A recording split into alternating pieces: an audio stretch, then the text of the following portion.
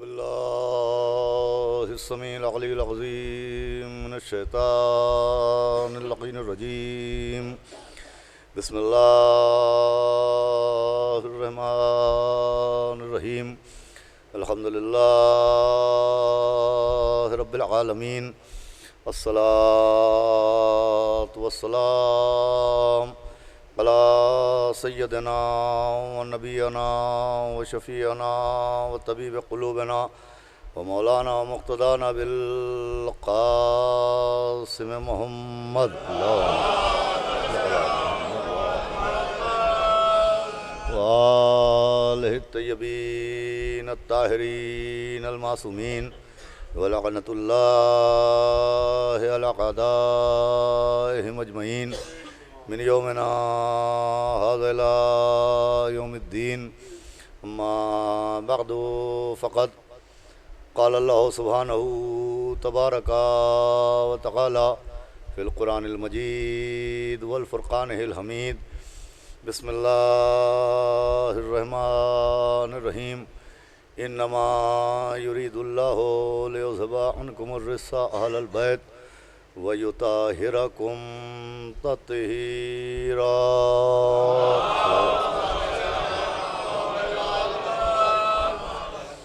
حضرات عزاداران معصوم عالم اور سوگواران سرکار سید الشہداء، آپ کے سامنے اس حسینیہ قائمہ خاتون مرحوم میں اس خمسہ مجالس کی اس آخری مجلس کے لیے میں نے قرآن مجید کی جس مشہور و معروف آیہ کریمہ کو تلاوت کیا، جس کے ذیل میں کل بھی آپ کے سامنے بطفیل جہاردہ معصومین اور بتصدق معصوم عالم بنت رسول حضرت بطول جناب فاطمہ الزہرا سلام اللہ علیہا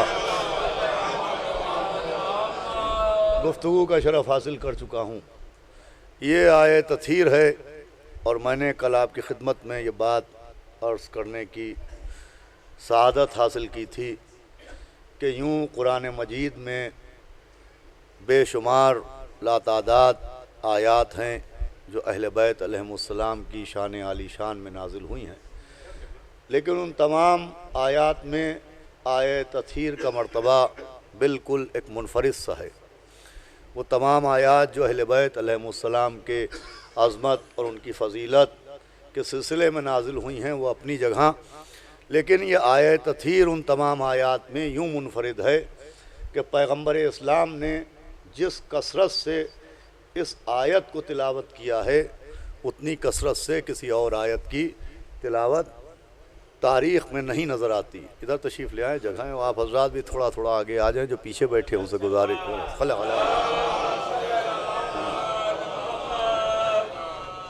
میں نے عرض کیا تھا کہ سب سے زیادہ پیغمبر اسلام نے آیہ تطہیر کو اپنی زبان پر جاری فرمایا، اور اس کے نزول کے بعد جب تک آپ اس دنیا میں رہے روزانہ آپ کا وطیرہ تھا، آپ کا طریقہ تھا کہ آپ نماز فجر کے لیے جب مسجد تشریف لے جاتے تھے تو مسجد میں داخل ہونے سے پہلے اہل بیت علیہم السلام کے دروازے پر رکتے تھے اور روزانہ اس آیہ تطہیر کو تلاوت کرتے تھے۔ اس کا سبب یہ ہے عزیزوں، میں عرض کر چکا ہوں کہ یہ آیت اصلاً اہل بیت علیہم السلام کی عصمت کا اعلان ہے۔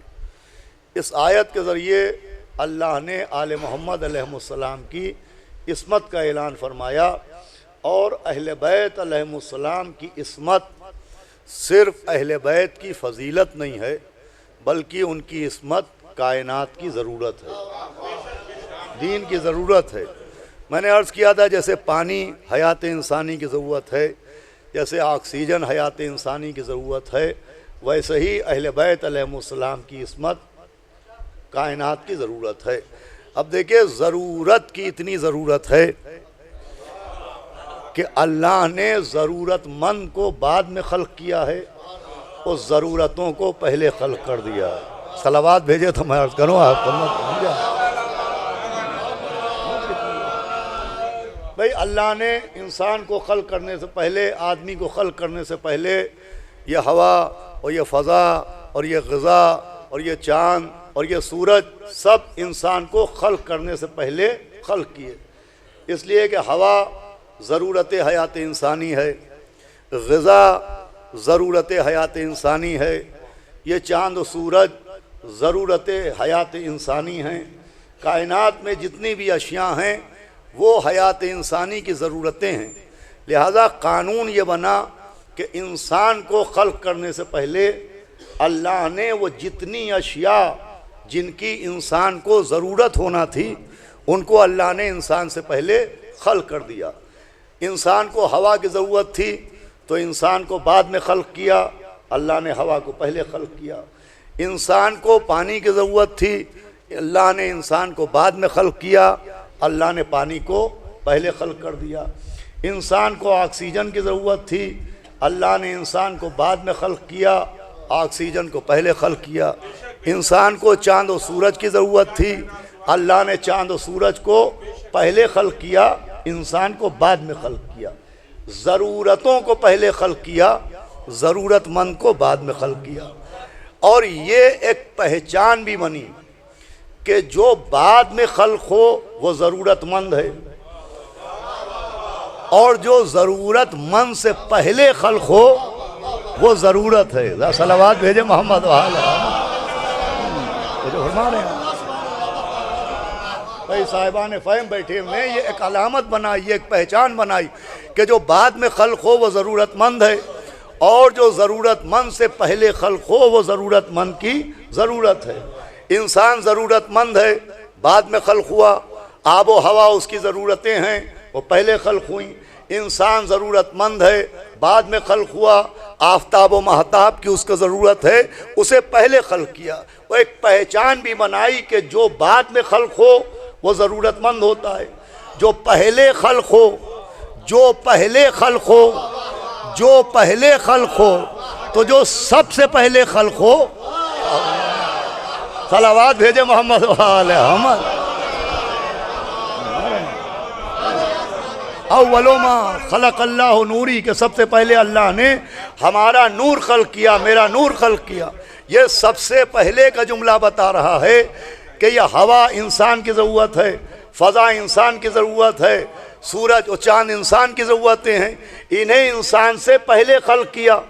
تو جو سب سے پہلے خلق ہو، جملہ میں عرض کرنا چاہ رہا ہوں، جو آدمیوں سے پہلے خلق ہو وہ آدمی کی ضرورت ہے، اور جو آدم سے پہلے خلق ہوں وہ آدم کی ضرورت ہے۔ صلوات بھیجے محمد وآلہ۔ ایک صلوات اور بھیج دے محمد وآلہ محمد۔ اللہ نے سب سے پہلے اول ما خلق اللہ نوری، اللہ نے سب سے پہلے ہمارا نور خلق کیا، سب سے پہلے۔ اسی لیے کہ یہ نور صرف فضیلت نہیں ہے، یہ نور کائنات کی ضرورت ہے، سب سے پہلے خلق کیا، اور پھر اسی کے ذریعے سے کائنات کو خلق کیا گیا۔ اب میں آپ کو حدیث معصوم سناتا ہوں۔ امام جعفر صادق علیہ السلام نے فرمایا، امام فرماتے ہیں کہ اللہ نے ہمارے ہی نور سے پوری کائنات کو خلق کیا۔ امام نے تفصیل بیان کی، فرمایا اللہ نے آسمان کو نور نبی سے خلق کیا، اللہ نے فرشتوں کو نور علی سے خلق کیا، اللہ نے ستاروں کو نور زہرا سے خلق کیا، اللہ نے چاند و سورج کو نور امام حسن سے خلق کیا، اللہ نے جنت و حوروں کو نور مولا حسین سے خلق کیا۔ امام فرما رہے ہیں کہ اللہ نے ہمارے انوار سے اس پوری کائنات کو خلق ہوا۔ آسمان نور نبی سے بنا، فرشتے نور علی سے بنے، ستارے نور زہرا سے بنے، چاند سورج نور امام حسن سے بنے، جنت و حوریں نور امام حسین سے بنی۔ اب میں یہاں پر رک کے آپ سے اتنا سوال کرتا ہوں کہ یہ شریعت نے ہم پر اطاعت والدین کیوں واجب کی ہے؟ ہمارے لیے ماں باپ کی اطاعت کو کیوں لازم کیا گیا؟ تو عزیزوں، اس کا ایک سبب یہ ہے کہ یہ ہمارا جثہ، یہ ہمارا پیکر، یہ ہمارا بدن چونکہ ہمارے باپ کے خون اور ہماری ماں کے شیر سے بنا، لہٰذا ہم پر اطاعت والدین واجب ہوئی کہ جہاں وہ بٹھائیں وہاں بیٹھنا پڑے گا، جو وہ کھلائیں وہ کھانا پڑے گا، جب بھی بلائیں ان کی آواز پر جانا پڑے گا۔ کیوں؟ کہ یہ ہمارا وجود ہماری ماں کے شیر اور ہمارے باپ کے خون سے بنا ہے، لہٰذا ہم پر ان کی اطاعت واجب ہے۔ کیا اطاعت والدین کے حکم کے پیچھے یہ اعلان نظر نہیں آتا کہ جو جس کی وجہ سے بنے اس پر اس کی اطاعت واجب ہے؟ میں نے کیا عرض کیا؟ جو جس کی وجہ سے بنے اس پر اس کی اطاعت واجب ہے۔ ہم ماں باپ کی وجہ سے بنے تو جو وہ کھلائیں کھانا پڑے گا، جہاں بٹھائیں بیٹھنا پڑے گا، ان کی آواز پر جانا پڑے گا۔ اب آسمان نور نبی سے بنا، اب اگر نبی کو معراج ہو تو آسمان کو راستہ دینا پڑے گا۔ تو جو فرما رہے ہیں آپ، فرشتے نور علی سے بنے، اب اگر موقع پڑے تو فرشتے کو لافتہ کا قصیدہ پڑھنا پڑے گا۔ ارے ستارے نور زہرا سے بنے، عقد زہرا کا موقع آئے تو ستارے کو ڈیوڑی پڑھانا پڑے گا۔ صلوات بھیجے محمد وال، صلوات اور پڑھ لے محمد وال محمد۔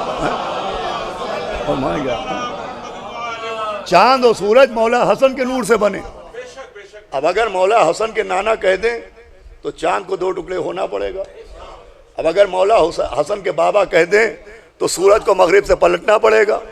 جنت و حوریں مولا حسین کے نور سے بنی، اب اگر حسینی در جنت پر پہنچے تو در جنت کو کھلنا پڑے گا۔ ہمارے آپ عزیزان گرامی، اللہ نے ان کے نور کو صرف فضیلت نہیں بنایا، ان کے نور کو ضرورت بنایا ہے۔ اب یہ الگ بات ہے کہ سب سے پہلے ان کا نور بنا، مگر اس نور کا دنیا میں ظہور بعد میں ہوا۔ جنہیں اللہ نے بعد میں بنایا انہیں دنیا میں پہلے بھیج دیا، اور جنہیں سب سے پہلے بنایا انہیں دنیا میں بعد میں بھیجا۔ بھائی آدم ان کے بعد بنے، دنیا میں پہلے آئے، نوح ان کے بعد بنے، دنیا میں پہلے آئے، ابراہیم ان کے بعد بنے، دنیا میں پہلے آئے، موسیٰ عیسیٰ بعد میں بنے، دنیا میں پہلے آئے، مگر یہ سب سے پہلے خلق ہوئے اور دنیا میں سارے نبیوں کے بعد آئے۔ تو یہ مسئلہ کیا ہے؟ تو عزیزو یہ مسئلہ یہ ہے کہ صاحبان علم تشریف فرما ہے، نماز کا حکم نازل ہوا مکے میں، حکم نماز نازل ہوا مکے میں، اذان کا حکم آیا مدینے میں۔ تو جو فرما رہے ہیں آپ، اذان مکے میں اذان نہیں ہوئی، مکے میں صرف حکم نماز تھا۔ مکے میں آپ کو ڈھونڈی اذان نہیں ملے گی، 13 برس مکے کی تاریخ میں نماز ملتی ہے مگر اذان نہیں ملتی۔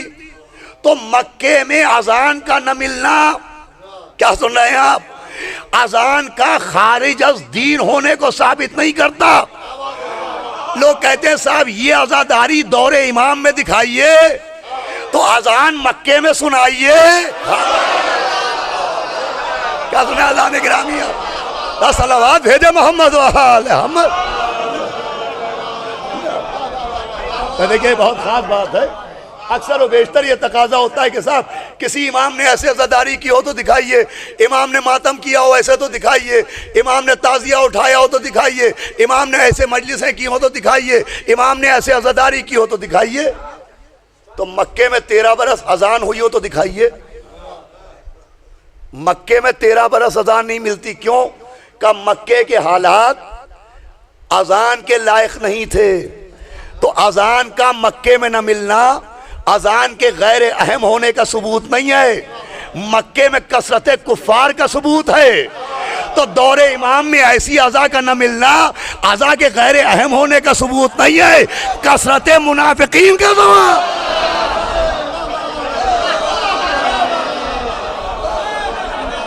صلوات بھیجے محمد وآل محمد۔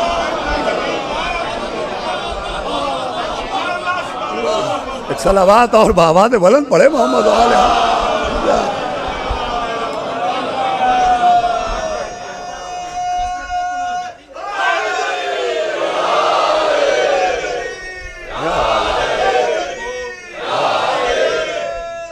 اللہم صلی علی بلکہ اذان گرامی، اذان تو اذان ہے، یہ نماز بھی 17 رکعت مکے میں نہیں تھی۔ مکے میں یہ نمازیں 17 رکعت نہیں تھی، مکے میں ساری نمازیں مغرب کو چھوڑ کے 2 رکعت تھیں، وہ مدینے میں آ کے 17 رکعت 2 رکعت کا اضافہ ہوا، اور مکے میں مدینے میں آ کے یہ 17 رکعت ہوئی۔ تو عزیزوں میں عرض کر رہا تھا کہ اذان مدینے میں ملتی ہے، حکم اذان مدینے میں آیا، اور حکم نماز کہاں آیا؟ مکے میں۔ تو نزول کے اعتبار سے نماز ہے پہلے، جیسے نور اہل بیت ہے پہلے، اور اذان ہے بعد میں۔ توجہ فرما رہے ہیں آپ، جیسے انبیاء ہیں ان کے بعد، نماز ہے پہلے، اذان ہے بعد میں، مگر اسے کیا کیجئے جو پہلے ہے وہ بعد میں پڑھی جاتی ہے۔ بھائی توجہ فرمائی آپ نے، جو پہلے ہے وہ بعد میں پڑھی جاتی ہے، جو اذان کا حکم بعد میں آیا وہ پہلے کہی جاتی ہے۔ بھائی اذان کا حکم بعد میں آیا، توجہ نہیں ہے آپ کی، وہ پہلے کہی جاتی ہے۔ حکم نماز پہلے آیا، وہ بعد میں پڑھی جاتی ہے۔ جو فرق نماز و اذان میں ہے وہی محمد و آل محمد و انبیاء میں ہے۔ ارے انبیاء اذان کی طرح ہیں، اہل بیت نماز کی طرح ہیں۔ اذان کہنا مستحب ہے، نماز پڑھنا واجب ہے۔ صلوات بھیجے محمد و آل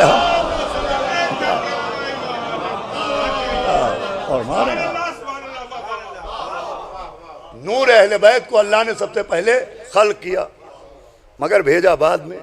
اب اپنے بھائیوں کے لیے، نوجوانوں کے لیے بھی بات کو آسان کر کے عرض کر دوں کہ دیکھیں یہ مسئلہ کیا ہے کہ اول ما خلق اللہ نوری، جو سب سے پہلے خلق ہوئے ان کو اللہ نے دنیا میں بعد میں بھیجا، اور جو ان کے بعد آئے جناب آدم، جناب ابراہیم، جناب موسیٰ، جناب عیسیٰ، ان کو پہلے بھیجا۔ تو عزیزوں یہ بات تب سمجھ میں آتی ہے جب ہم محافل اور جشن میں شرکت کرتے ہیں۔ شعراء کرام تشریف فرمائیں، ایک ترتیب ہے محافل میں شعراء کو دعوت دینے کی۔ وہ ترتیب کیا ہوتی ہے کہ مبتدی شعراء کو پہلے پڑھوایا جاتا ہے، اساتذہ کو بعد میں پکارا جاتا ہے۔ بھائی شعراء بیٹھے میں مبتدی شاعر کو پہلے دعوت دی جائے گی، اساتذہ کو بعد میں دعوت دی جائے گی۔ کیوں؟ کہا صاحب اگر اساتذہ میں سے کسی کو پہلے پڑھوائیں اور مبتدی کو بعد میں پڑھوائیں تو معیار محفل گر جائے گا۔ توجہ فرمائیے گا آپ، محفل کا معیار گر جائے گا۔ وہ ہر منتظم یہ چاہتا ہے کہ معیار پڑھتا رہے، معیار گرنے نہ پائے۔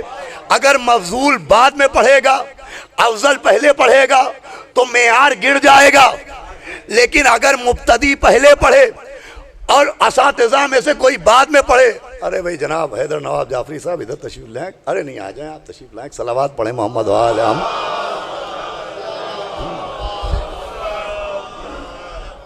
دیکھیں سارا مسئلہ تو یہی ہے، ہم میں اور دوسرے فرقوں میں، اللہم صلی علی محمد،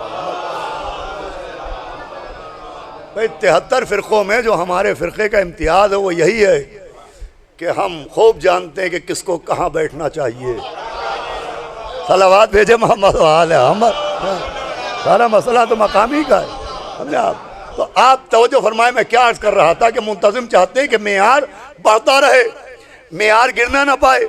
اگر کوئی بچہ پہلے پڑھے گا، بزرگ شاعر بعد میں پڑھیں گے تو معیار بڑھے گا، لیکن اگر بزرگ پہلے پڑھ دیں، مبتدی بعد میں پڑھیں تو معیار گر جائے گا۔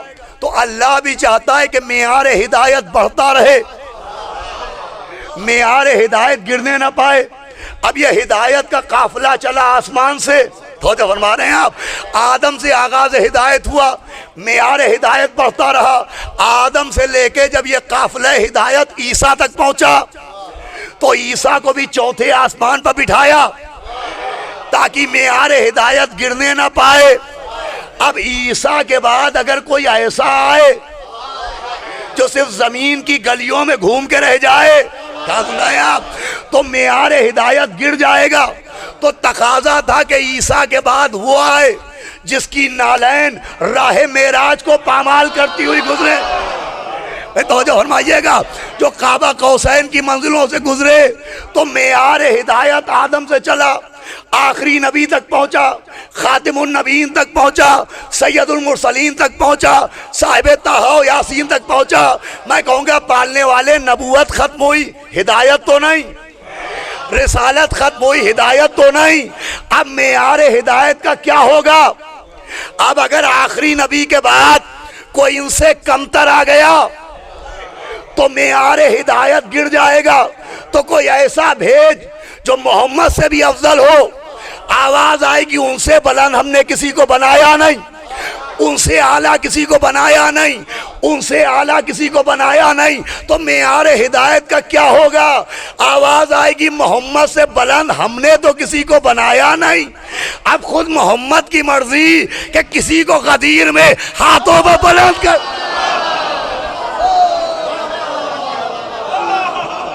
صلوات بھیجے محمد والے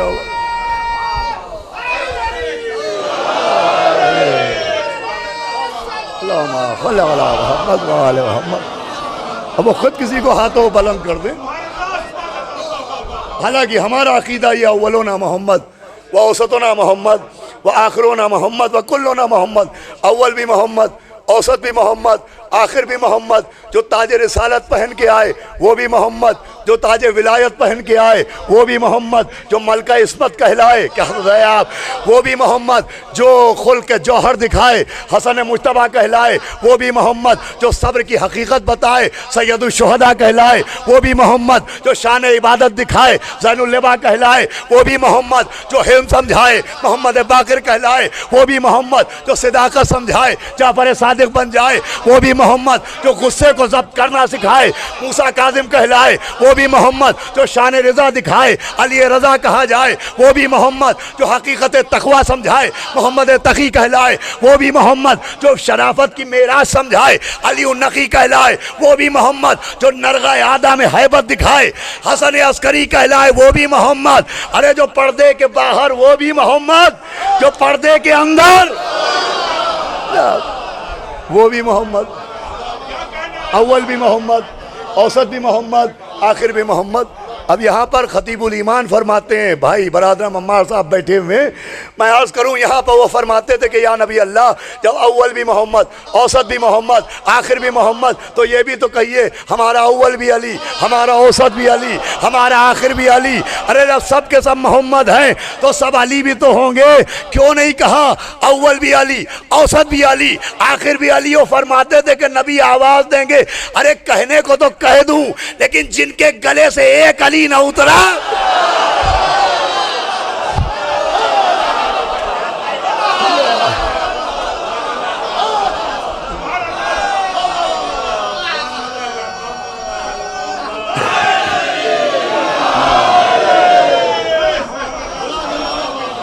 صلوات اور پڑھ دیں محمد و آل محمد۔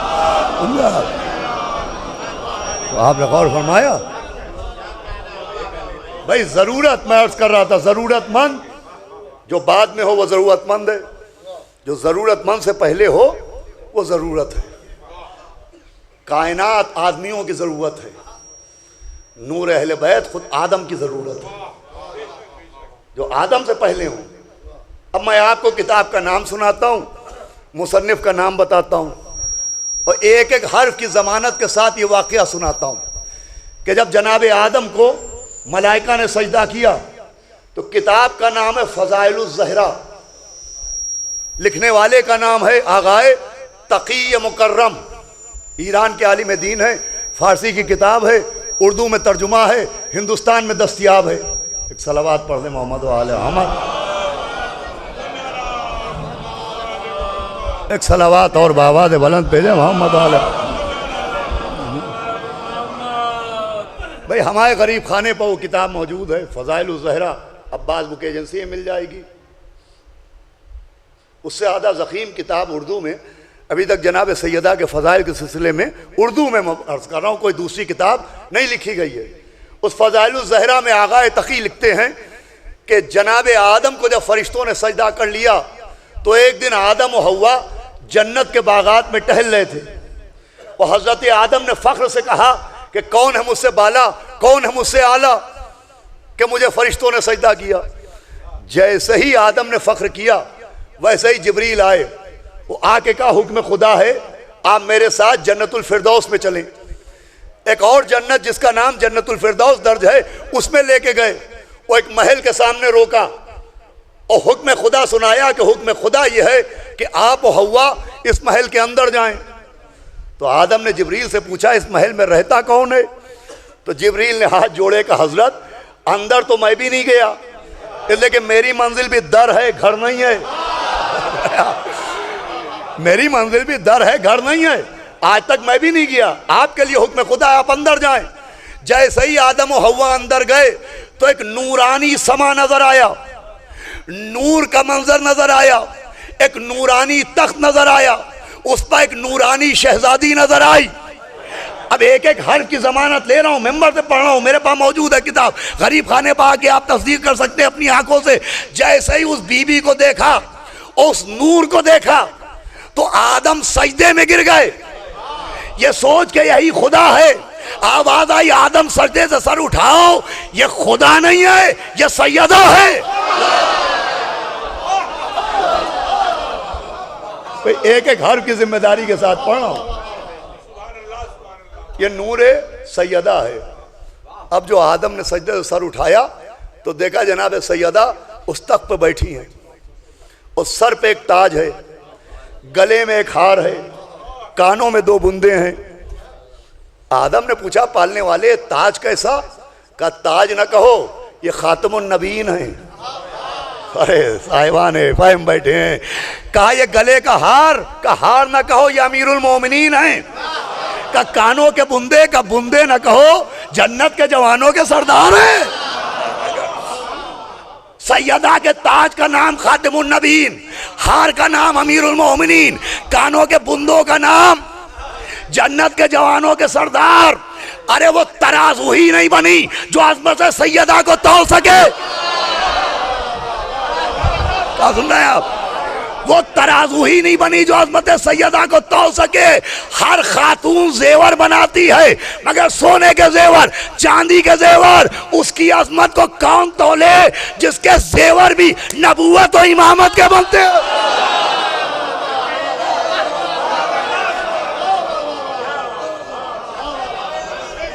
یا علی اللہ.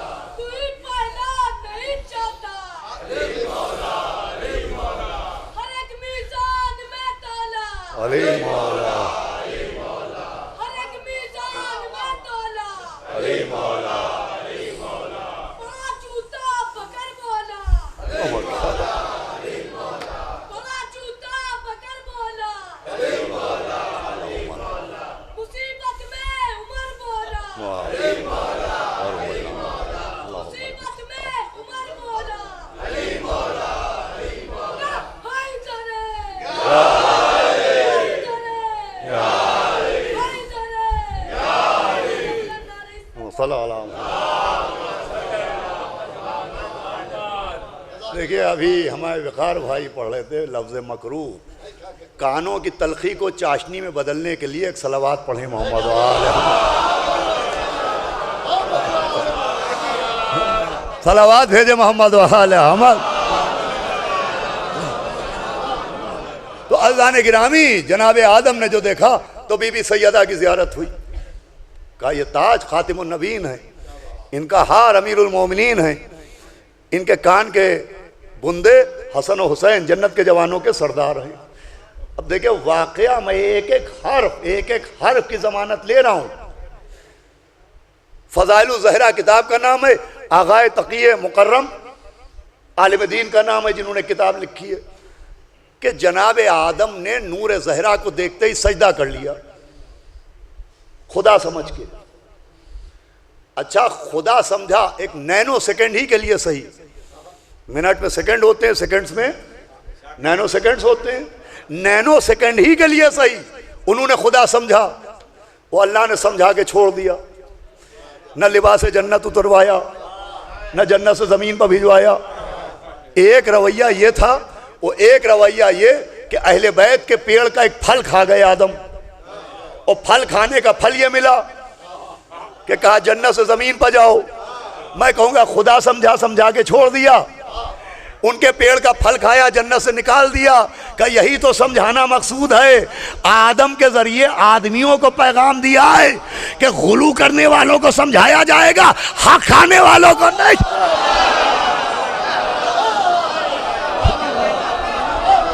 صلوات بھیجے محمد. ان کو نہیں بخشا جائے گا۔ عزیزان گرامی، یہ ضرورت ہیں ضرورت مندوں کی۔ آدم کی ضرورت یہ ہے، ابراہیم کی ضرورت یہ ہے۔ عزیزوں، یہ عصمت میں عرض کر رہا ہوں، فضیلت نہیں ہے صرف، یہ ضرورت ہے۔ میں نے کل عرض کیا تھا کہ اللہ و بندے کے بیچ اگر یہ نہ ہو تو نہ ادھر کی عطا ادھر آئے، نہ ادھر کی دعا ادھر جائے، اور پھر معرفت معبود ممکن ہی نہیں اگر معصوم نہ ہو۔ صلوات بھیجے محمد وآل محمد۔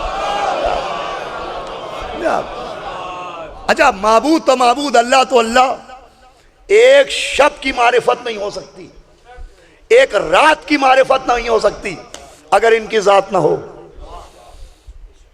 قرآن ہے، سورہ قدر ہے، بسم اللہ الرحمن الرحیم، انا انزلناہ فی لیلۃ القدر۔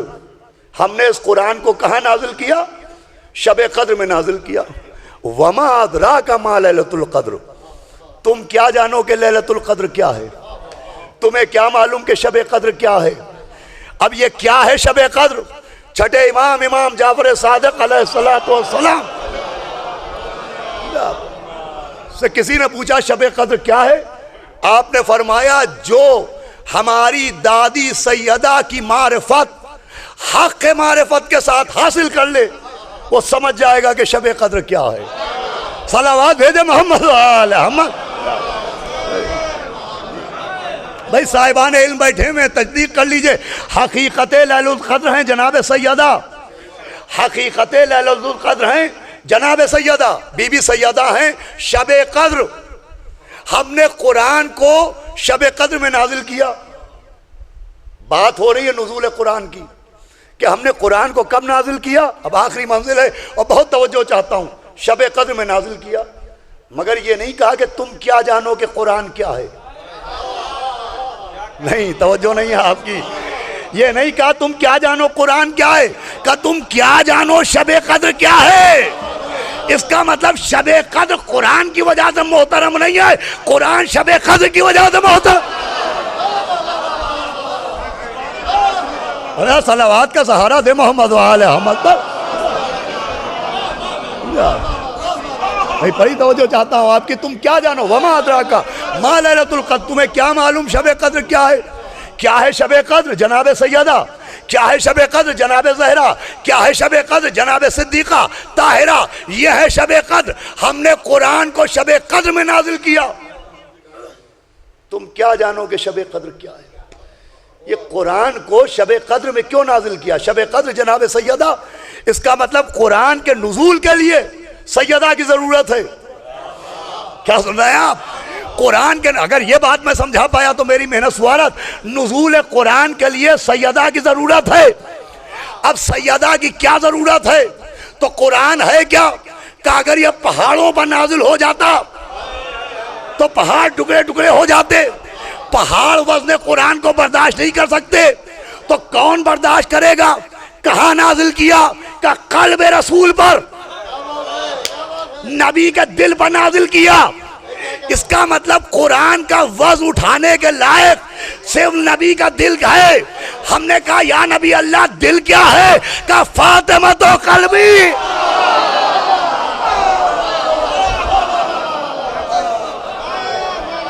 صلوات بھیجے محمد وآل محمد۔ غور فرما رہے ہیں آپ؟ سورہ قدر، انا انزلناہ فی لیلۃ القدر، ہمارے تمام علماء، تمام فقہا اس بات پر متفق ہیں کہ لیلۃ القدر سے مراد ذات جناب سیدہ ہے۔ ہم نے اس قرآن کو نازل کیا شب قدر میں۔ وما ادراک ما لیلۃ القدر، تم کیا جانو شب قدر کیا ہے؟ تمہیں کیا پتا سیدہ کیا ہے؟ تمہیں کیا معلوم زہرا کیا ہے؟ تمہیں کیا معلوم فاطمہ کیا ہے؟ پورے قرآن میں کہیں نہیں ہے تم کیا جانو قرآن کیا ہے۔ پورے قرآن میں کہیں نہیں تم کیا جانو قرآن کیا ہے۔ قرآن کہہ رہا ہے تم کیا جانو سیدہ کیا ہے۔ اس کا مطلب قرآن کو سمجھنا ممکن ہے، فاطمہ کو سمجھنا۔ اللہ اکبر۔ عرفان زہرا ممکن نہیں ہے، عرفان فاطمہ ممکن نہیں ہے، شب قدر ہے جناب سیدہ۔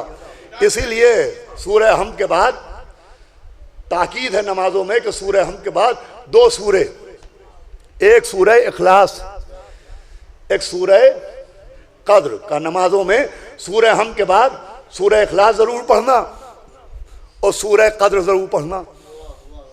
بڑی تاکید ہے سورہ اخلاص کے لیے۔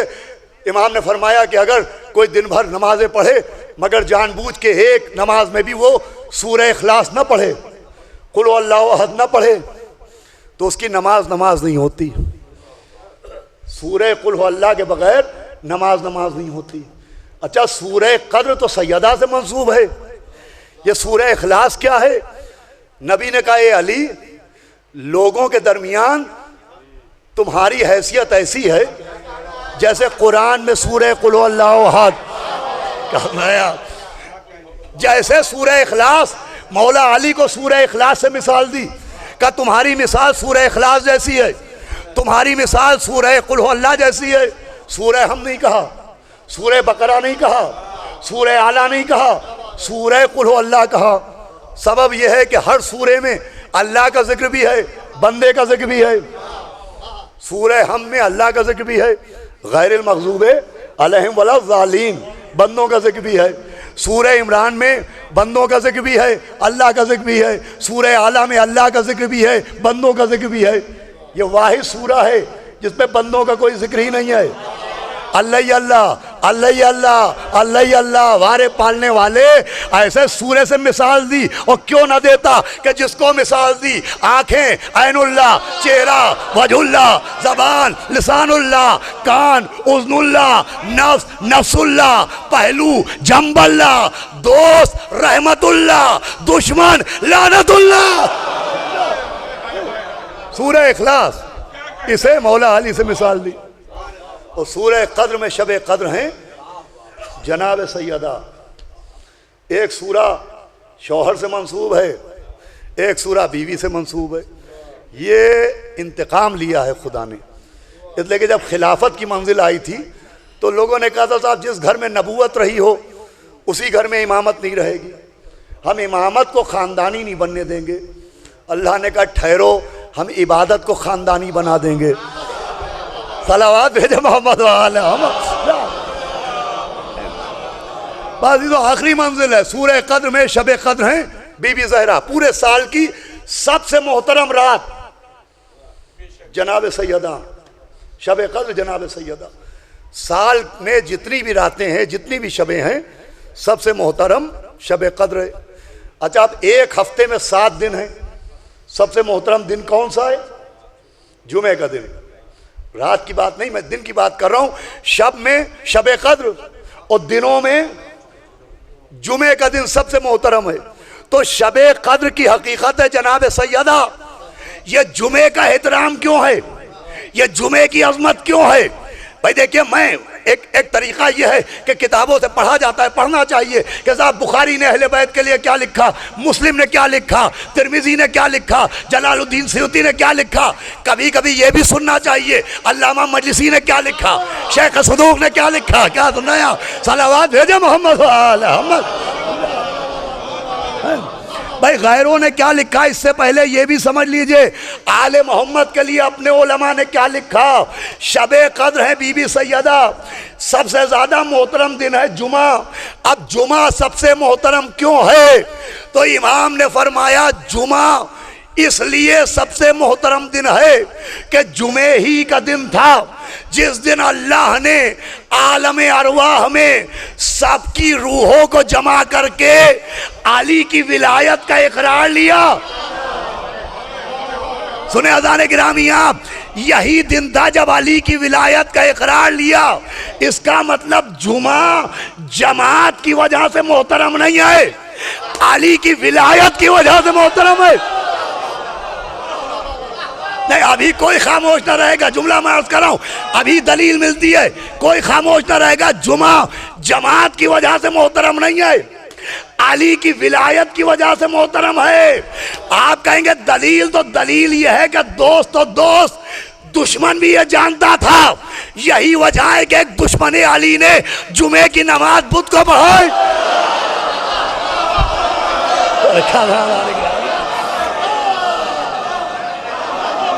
یہی وجہ ہے کہ دشمن علی نے جمعے کی نماز، بھائی جملہ آپ کے حوالے، جمعے کی نماز بدھ کو پڑھائی. ارے حماقت میں نہیں پڑھائی، علی کی عداوت میں. صلوات بھیجے محمد وآل محمد.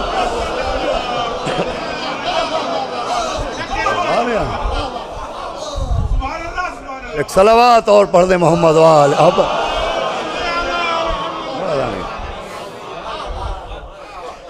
عزیزوں، شب کو احترام ملے. احترام شب قدر کا سبب سیدہ. دن ان کی وجہ سے محترم ہے، دن ان کی وجہ سے محترم ہے. اجی دن تو دن ہے. الیوم اکملت لکم دینکم. دین بھی انہی کی وجہ سے ہے، دن بھی انہی کی وجہ سے. تو ان کی عصمت اور ان کا صاحب عصمت ہونا صرف فضیلت نہیں ہے، ضرورت ہے. اور خاص کر کے وہ بی بی جس کے لیے آج پوری دنیا میں صف عزا بچھی ہوئی ہے. ہم اس کے ایسے ضرورت مند ہیں کہ دنیا تو دنیا، آخرت میں بھی اسی کی ضرورت پڑے گی. پوچھنے والے نے پوچھا کہ آپ کی بیٹی کا نام فاطمہ کیوں ہے؟ فرمایا فاطمہ فتم سے بنا ہے، اس کا مطلب ہوتا ہے چھڑانا. سیدہ کا نام اللہ نے فاطمہ اس لیے رکھا ہے کہ یہ اپنی اولاد کے چاہنے والوں کو جہنم کی آگ سے چھڑائیں گی، یہ جہنم کی آگ سے بچائیں گی، یہ شفاعت کروائیں گی. اور وہ لوگ جو شفاعت کا انکار کرتے ہیں، تو شفاعت کا سب سے بڑا ثبوت یہی ہے. اگر آل محمد کو اختیار شفاعت نہ ہوتا تو بی بی سیدہ کا نام زہرا ہوتا، صدیقہ ہوتا، طاہرہ ہوتا، فاطمہ نام نہ ہوتا.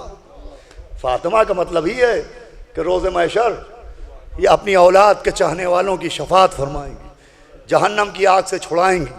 روایت میں ہے کہ ایک چاہنے والا جہنم کی طرف جا رہا ہوگا، بی بی آواز دیں گی یہ کون ہے؟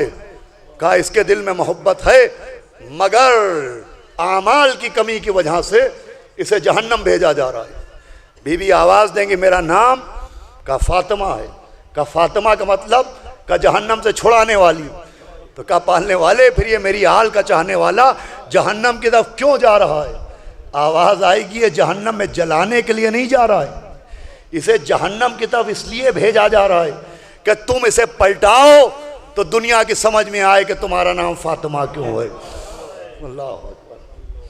جیسے سورج کو مغرب کی طرف بھیجا گیا کہ مولا علی پلٹائیں تو عظمت علی سمجھ میں آئے.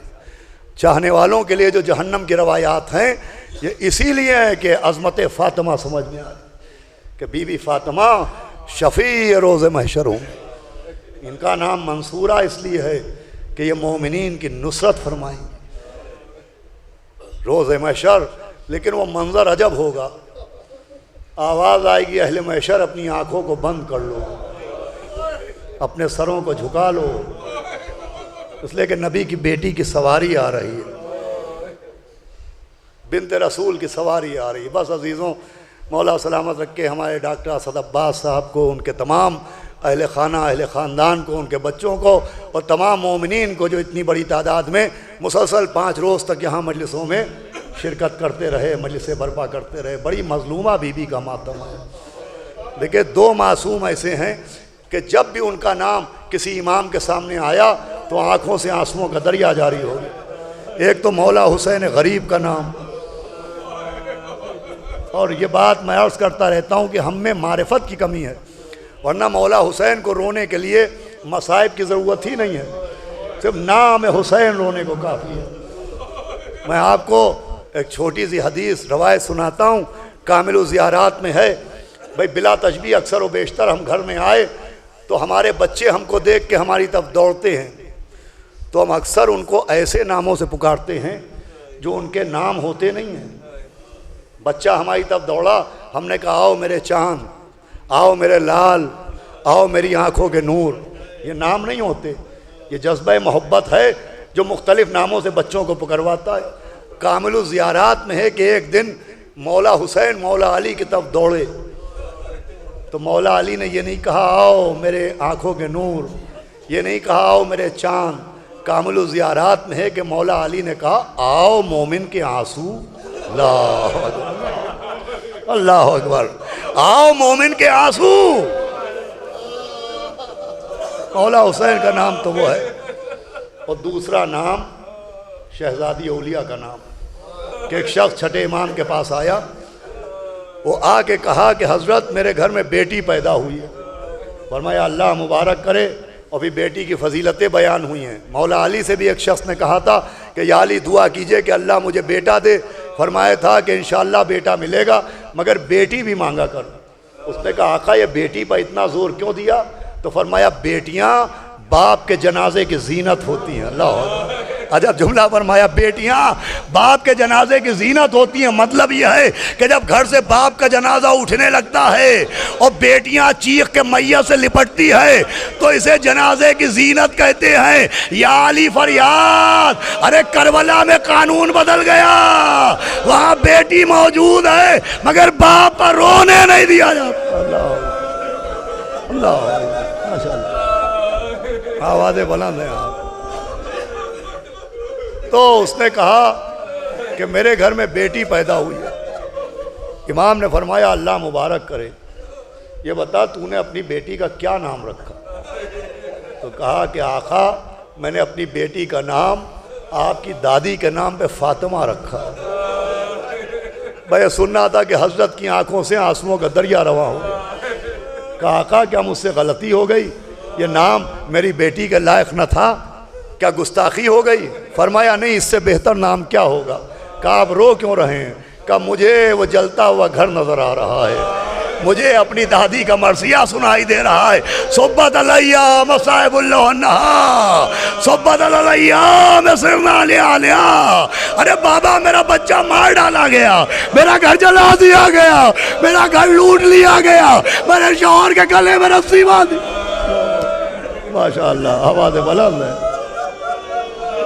دیکھیں یہاں تو ماشاءاللہ صاحبان فہم شرفاء کا مجمع، یہاں کہنے کی ضرورت ہی نہیں ہے۔ یہی طریقہ مجلس ہے۔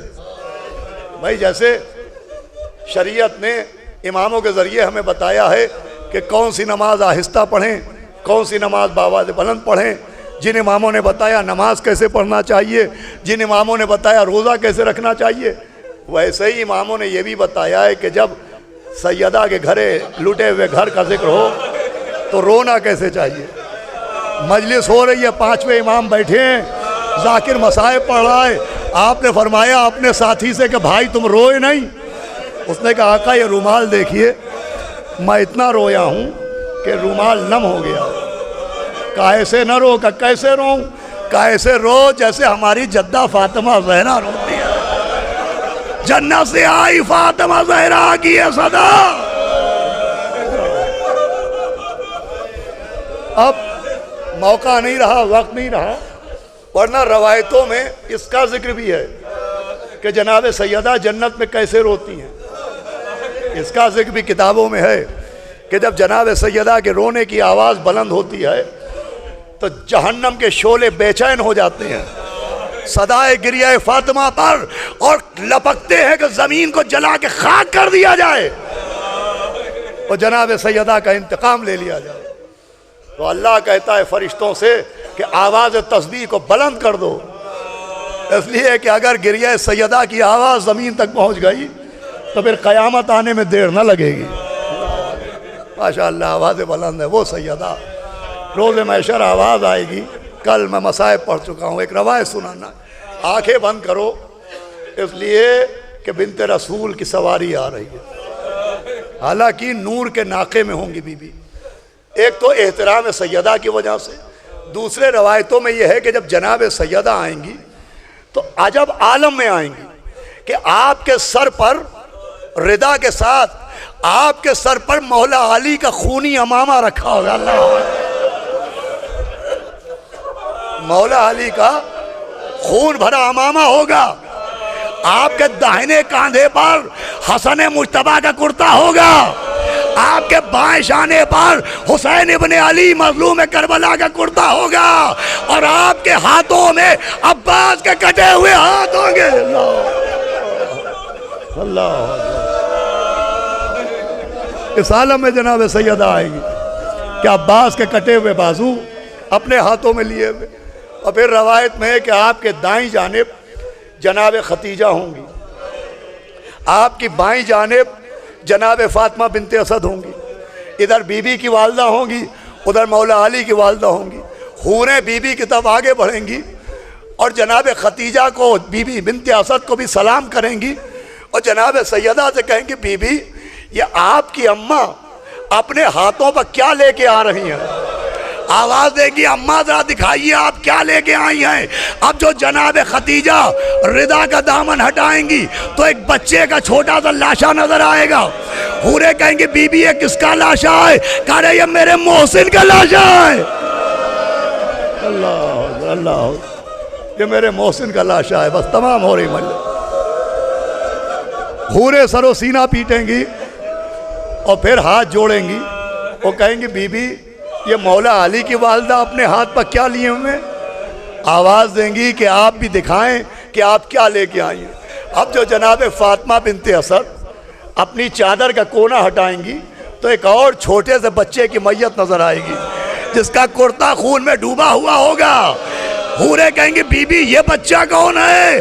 آواز دے کہ تم نے نہیں پہچانا، ارے وہی تو ہے کہ میرا حسین غریب اپنے ہاتھوں پر لیے کوئی ہے جو میرے اصغر کو پانی پلائے، مگر نشانہ تاک کے تیر مارا گیا، ارے بچہ باپ کے ہاتھوں میں شہید۔ اللہ اللہ اکبر۔ بازی تو مجلس تمام ہو رہی ہے ماشاءاللہ۔